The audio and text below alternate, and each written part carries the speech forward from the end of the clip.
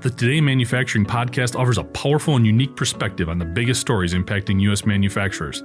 Anna Wells, David Manty, and Jeff Ranke apply their experience as editors of industry-leading brands Manufacturing.net and Industrial Equipment News in providing in-depth analysis of the latest headlines. Their insight, along with a mix of humor and human interest, makes Today in Manufacturing a go-to source. Keep pace with supply chain challenges, electric vehicle developments, labor struggles, robotics, and more by listening, downloading, and subscribing to the Today in Manufacturing podcast.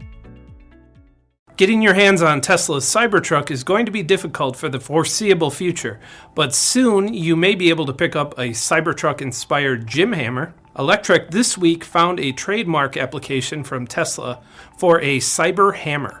It's filed under the fitness equipment category, so there's a good chance it will be a fitness hammer shaped like a Cybertruck on a stick. And the publication said the timing of the trademark application suggests the Cyber Hammer could show up soon in Tesla's store. Tesla has a history of selling Cybertruck-shaped products.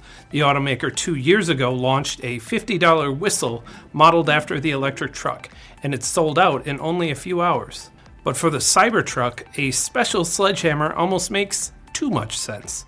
When the Cybertruck was first unveiled, the team took a real sledgehammer, the kind used for smashing, not exercising, to the side panel of the Cybertruck to demonstrate the durability of its stainless steel shell. Still, it's doubtful a Cyberhammer will do much to satisfy impatient consumers waiting for an actual Cybertruck, and it sounds like there's a lot more waiting in store.